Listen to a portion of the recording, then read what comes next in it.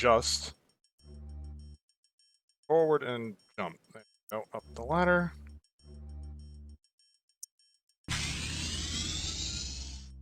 Would have been handy to know that was here.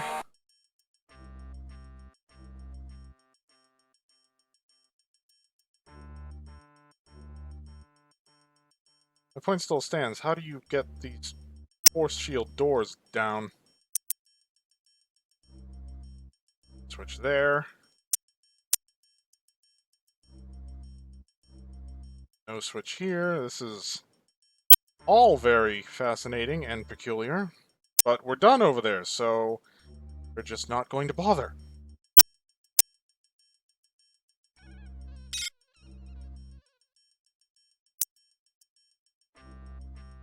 I'm actually recording, right, after that interruption? I don't know why it always has me looking up whenever I do that.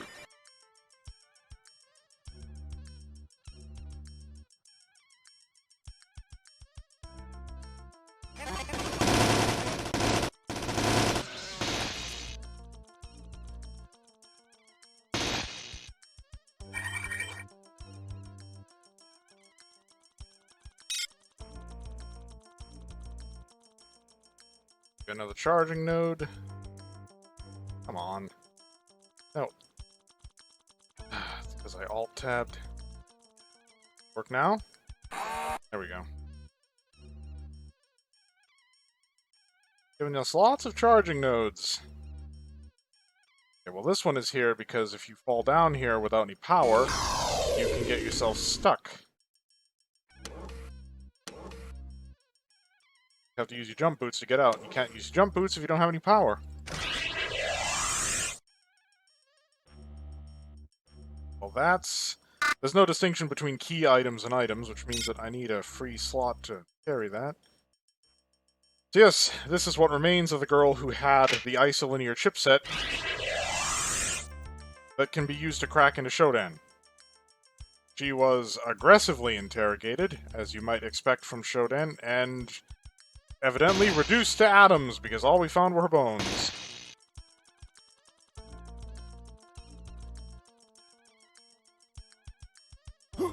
Whoa.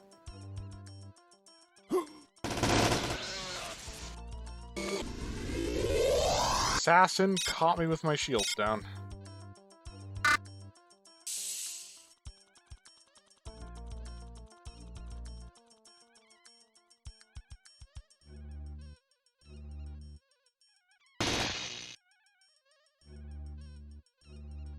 Have a look at our map. There's an annex there that we haven't explored. But yeah, it would look like that side passageway is the only one we haven't thoroughly investigated.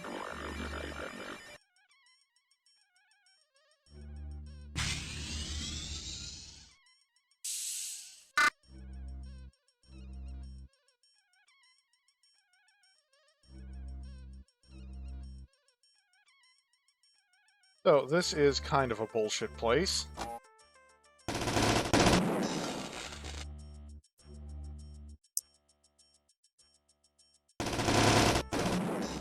You may have noticed it's another maze.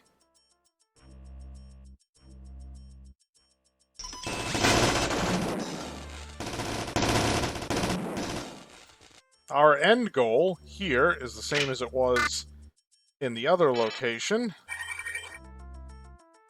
There's a panel somewhere in here that will be used to unlock another force barrier that is keeping us from reaching Showdown.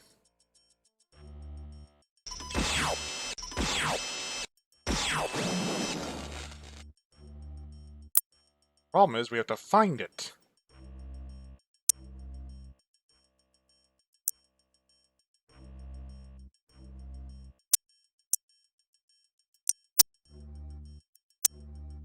I have honestly enjoyed this experience greatly. I love System Shock.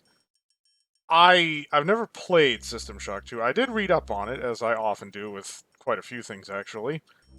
Some of the design choices in that game, at least from my theoretical understanding of it, though, I'm not as enthusiastic about. Like, I mentioned before that System Shock has a lot of RPG elements. As I mentioned, like, Ultima Underworld, which was very RPG and all of that. The thing is, though, is that I don't like being pigeonholed into a specific build. I like having the flexibility of setting my character up, or setting myself up however I want, and the problem... The Magpul's projectiles are actually influenced by the gravity lift. They were being deflected by the fucking gravity lift. That's hilarious. And horribly inconvenient, but still hilarious.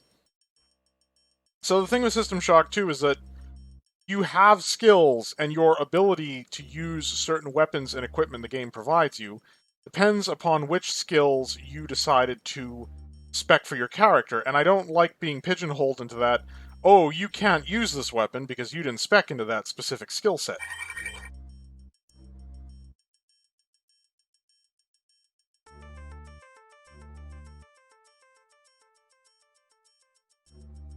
Force door 2 to computer room opened. That's all 3 doors. Fuck you, Shodan.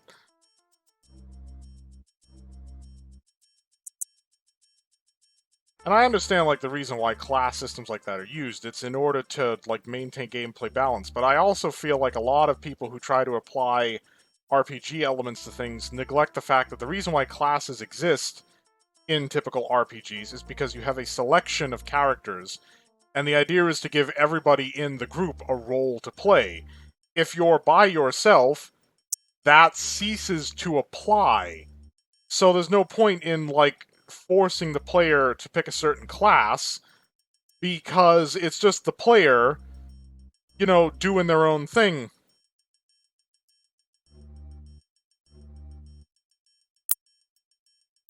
I mean, if the player is willing to grind it out, why not let them have everything?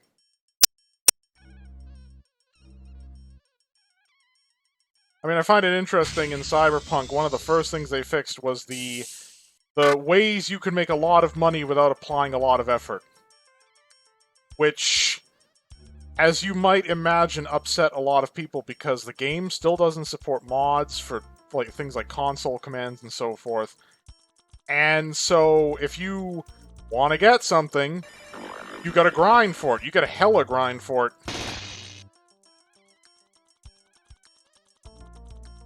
Well, this feels safe.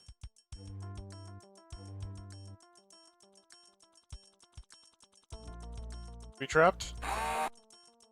My god, what is this, the 4th charging node? This level's lousy with them. In a good way.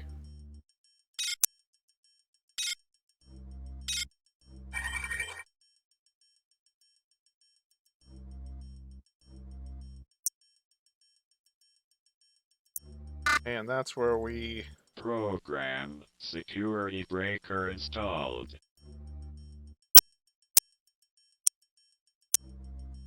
And the pathway to Shodan is now open. Now we can confront the bitch directly. Well, sort of. Lansing and the other guy highlighted the fact that the shield around Shodan is so durable that anything capable of breaching it would also destroy the entire bridge section. Which, you know, we happen to be inside of. So they said the only way to destroy Shodan was to tackle her in cyberspace. What we're going to do once we... I forgot that they pulled that bullshit. Yep, her entire control room is fucking irradiated.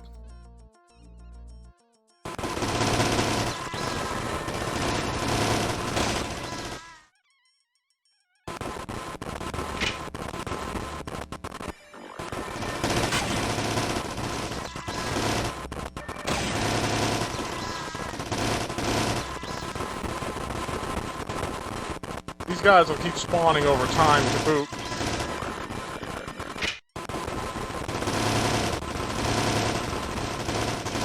You can never lock down this area. They'll just keep coming.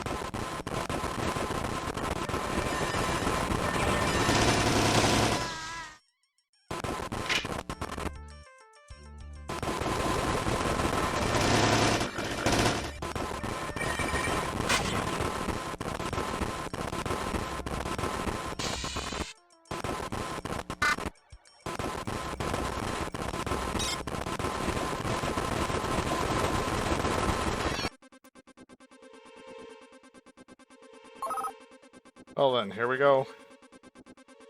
This is one of the most elaborate cyberspace locations. We better have our shit straight.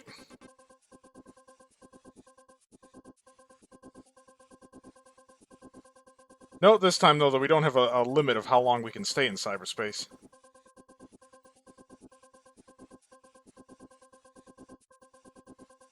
I'm gonna need all of this.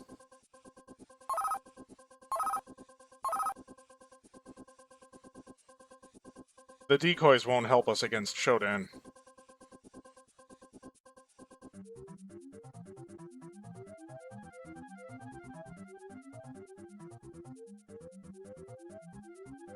Okay, so that big pixelated head, that is a Cortex Reaver in cyberspace. That's what they look like.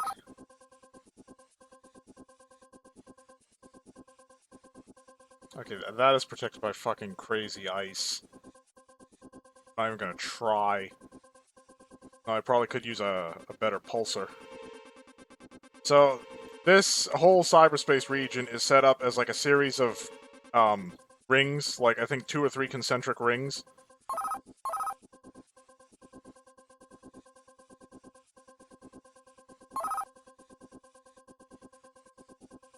Of course, the freaking cyberware is right next to a bunch of mines, because Shodan is an absolute asshole.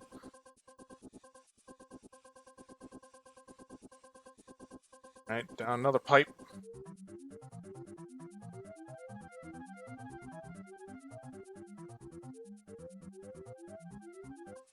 Well, so I guess this is the minefield room then.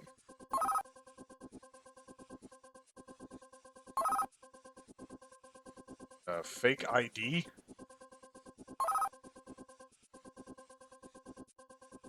I remember that. That was our entry point, so we've gone full circle. Like I said, I'm not going to try to break that ice. Okay, so then these areas are separate caches? Yeah, it looks like it's a little medical cache. Also won't help us in the fight with Shodan. But I'll get to that when we're actually fighting Shodan. She's in the heart of this zone.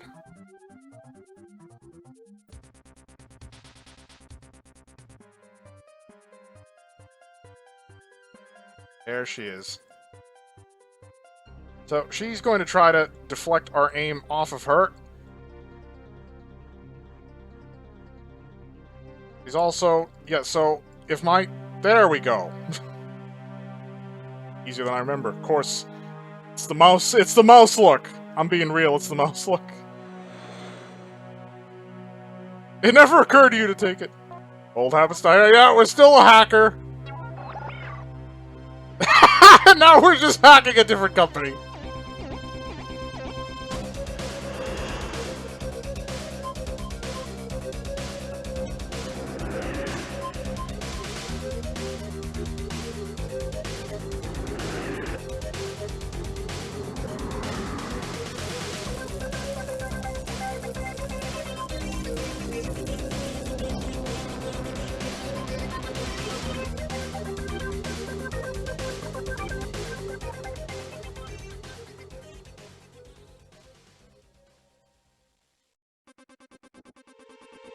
Time was 7 hours and 10 minutes. I don't remember, because if you choose... because I left everything at the normal settings. But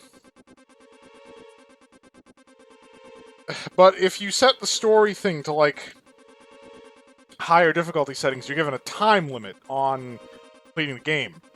I don't remember if it was 6 or 7 hours, but...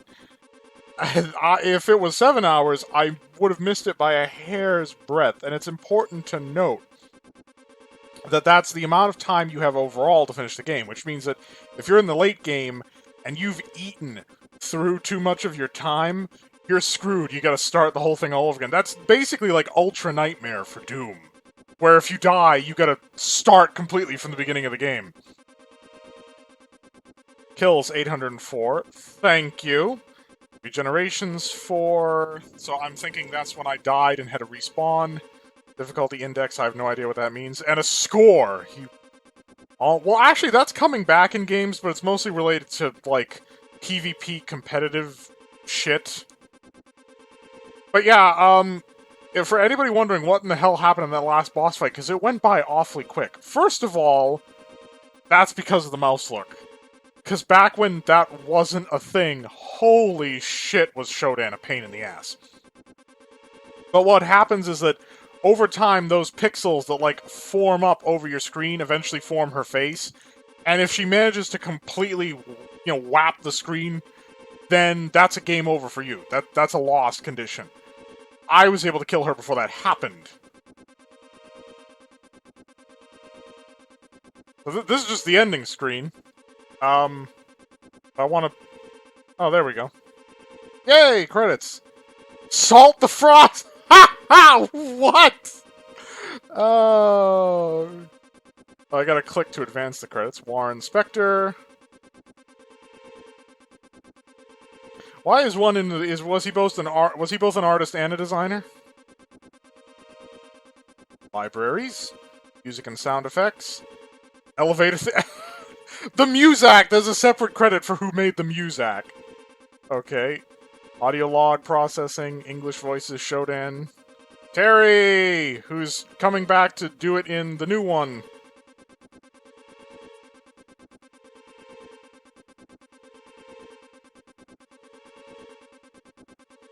Origin Systems playtest? Ah, yes, playtesting. The job that no one ever gets any appreciation for. Because the problem is, if you're doing your job as a playtester, you go back to the game developer with nothing but a list of, hey, you fucked all of this up. And again, nobody thanks you for that. Because the players have no idea what you went through to actually make it work.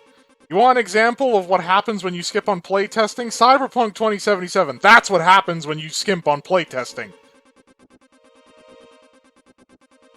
Because if somebody had playtested that, they were either ignored, or... Because there's no way that amount of glitchiness and sub-optimization went unnoticed. Somebody noticed, somebody probably sent it up the pipeline and was promptly told to fuck off.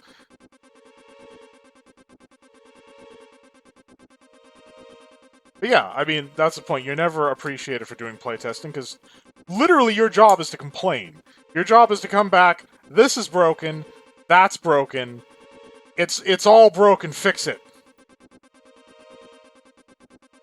But the problem is, it's better a playtester who you pay to find these things than the players who paid to play your game and find out that only half of it works. Again, Cyberpunk.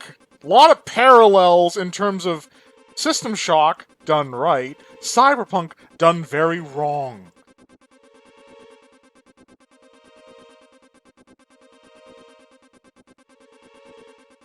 Now granted, like, System Shock is not really an open world thing, and, the genres aren't quite aligned, but they're both in a cyberpunk setting. We even got cyberware used by name on both ends. I mean, a lot of parallels, but... Well, you want an example of something that Cyberpunk was trying to do and missed the mark? Oh, that's actually sweet. Funny how it's night specific.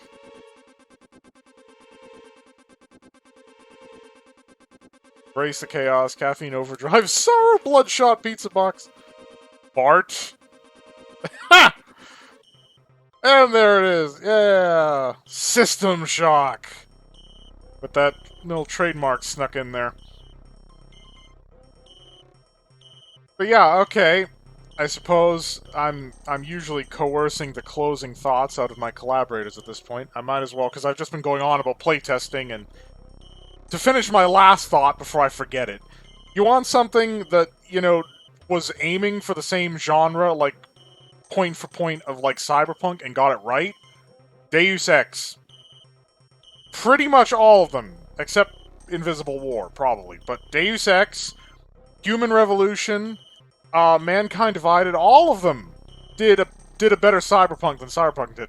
Hell, if we're going out of the Cyberpunk genre and just talking like open world RPGs, people have been making comparisons of like things you can do in Grand Theft Auto, San Andreas, at the height of GTA's 3D era, before they went high def, because that was considered its own, like, watershed moment. Things you can do in San Andreas that you can't do in Cyberpunk 2077.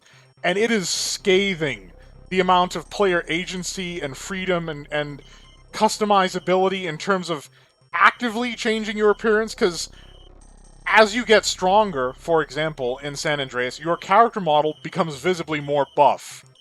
That doesn't happen in Cyberpunk 2077. As you overeat in San Andreas, your character gets fatter. That doesn't happen in Cyberpunk 2077. You can't even change your hairstyle after you set it at the beginning of the game in Cyberpunk 2077.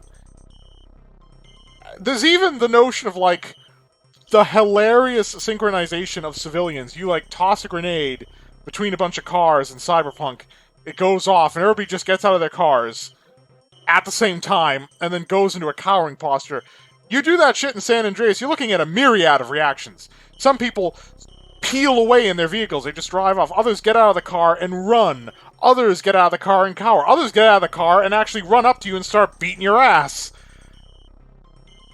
Oh, man, what happened, CD Projekt Red? You made the Witcher series, and it was good. What the fuck happened? Again, I've gone off on a tangent. System Shock. The Enhanced Edition. If you're looking for System Shock, get the Enhanced Edition. Mouse look. Tremendous quality of life improvement. Just straight up. But should you get it? Yes, you should get it. Now, you should get it, but you should also understand what you're getting into. This is a game that will require you to think, require you to remember, maybe even require you to record. Like, you want a good shorthand for the computer screens through the various levels. The numbers I had to remember to activate the reactor. One of which I forgot, but I still got it right.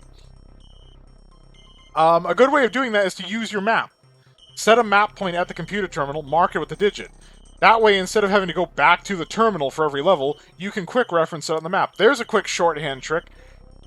If you're unwilling, or perhaps unfortunately unable, to apply the cognitive exercise to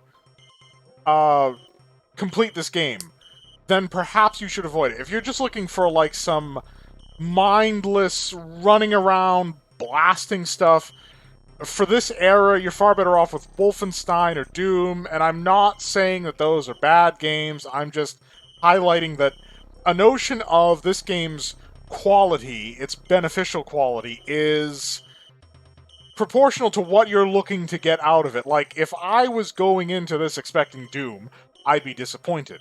If I was going into Doom expecting this, I would also be disappointed.